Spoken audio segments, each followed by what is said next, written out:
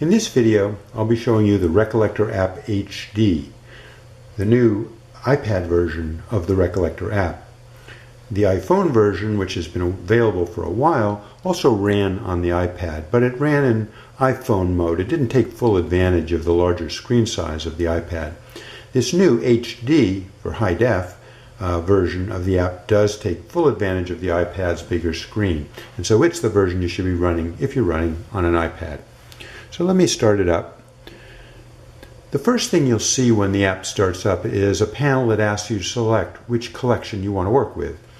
Initially, after you've just installed the app, the only collection you'll see there is the sample collection that comes with the app. But once you've downloaded your own collection data to the iPad, you'll see your collection there as well. So I'm going to, for this example, I'm going to work with my map collection. So I'll choose it, click select, and it loads in the map collection data. On the left is the collection viewed as a list. It's a scrollable list, so I can scroll up and down to see all of the items in the collection. And on the right, you see the details for any particular item in the collection. For example, let's say I choose a different item here. It switches to whatever item is selected on the left. That's the one shown on the right. And the item details is itself scrollable, so that if you have more information there than fits on a single screen, you can see it all. Now you also notice in the item details on the right a number of bits of text that are blue and underlined. These are hyperlinks, and the program supports a number of hyperlinks. Let me show you how a couple of these work. Here's a hyperlink that's a footnote style hyperlink. If you click on it, it brings up another window, a footnote window that shows some additional information. You can dismiss that. Some of the other hyperlinks are links to other records in the collection, related records. And if you want to jump to another record, you simply click on that hyperlink and it takes you right to the other record. You'll notice now there's also a back button at the bottom, which I can click on to bring me right back to the record that I was on before. Now, in the list view on the left, you don't see all of the information for the records. You can view up to 3 different fields in each element in the list. Right now, the list here is showing the ID number, the map maker, and the title. But you can change that choice. Let me show you how we change that. Pick Options. Let's click Select List Fields. And let's change it so that instead of displaying the ID number field, we display the date field. It's the date of each map. So I'll switch to date and click OK.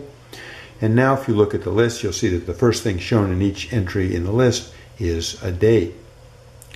You can also change the sort order of the list, and you do that also through the Options menu. You click Sort, and you get to choose which field you want the list to be sorted by. Right now it's sorted by ID number, but let's change that to date as well.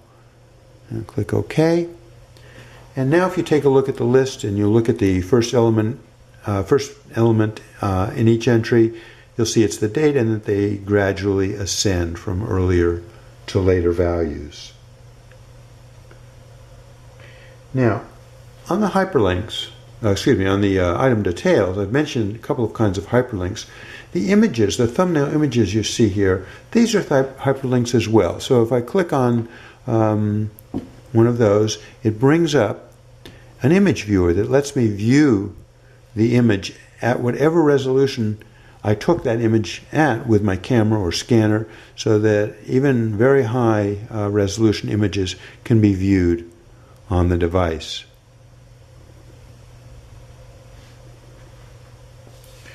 You also have control over the font size that's used in the display. Right now I'm using a medium-sized font, but let's say my eyes are a little tired and I'd like to make it a little easier to read. I can choose Preferences, and here I can switch to a large font, and I'll return. And now you see a larger font being used both on the list and on the item details.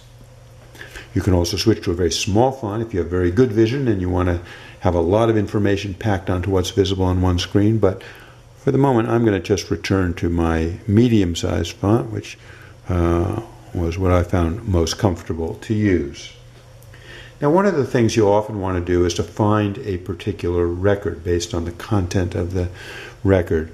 And to do that, you use the Find button here, and you enter the text that you want to search for in the record. So I'm going to search for records that have the name of the famous Dutch mapmaker Mercator in them. So I'll enter Mercator. I'll ask it to search in all fields, that's fine, and then I'll just click Search. And you'll notice it's gone to the next record that had the word Mercator in it, and it's highlighted where it found that word in the record. So if I go to Find Next, it finds the next one, and so forth and so on. I can scroll through to find all of the records that have Mercator in them. There's a similar capability called subsetting that lets me reduce the list on the left, to just those items that meet some search criterion. Let me show you how that works. I'll go to Subset, and let's also use the Mercator example here as well. So type in Mercator, and in this case I'm going to say let's match Mercator not in all fields but just in the mapmaker field. So just find those maps that were actually made by Mercator. Click Subset, and now you see the list shows only 4 entries rather than the full set we saw before. And notice at the bottom there's a Subset Off button that replaced the Subset button, and if we click that, it returns us to the full list. If I downloaded another collection and I wanted to switch from this collection to another collection, I can always click the Options menu and choose Change Collection. And even if I downloaded a new collection while I had the app running, the new collection would now show up and I could select it and switch to it. There's also full help available, and we go to the Options menu and pick Help. Full help for the app comes up, and you can really learn how to do anything and everything that you can do with the app.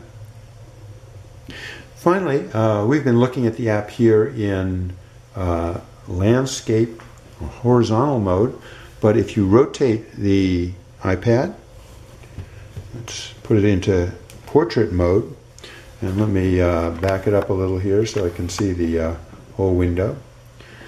When you're in portrait mode, only the item details part of the display is shown. The list is hidden, and that's because the narrowness of the window in portrait mode really makes it so that if the list were being shown all the time, you really wouldn't have a lot of space to show the details. But the list is available. There's a list button at the top, and if you click it, the list slides over from the left, and it operates just like we saw before. You can scroll, you can select another record, you can move around just as you did before. If you click anywhere on the screen, it returns the list back off hidden. You can also slide or slide to move the list in and out of view. So that's an overview of the Recollector App HD running on an iPad.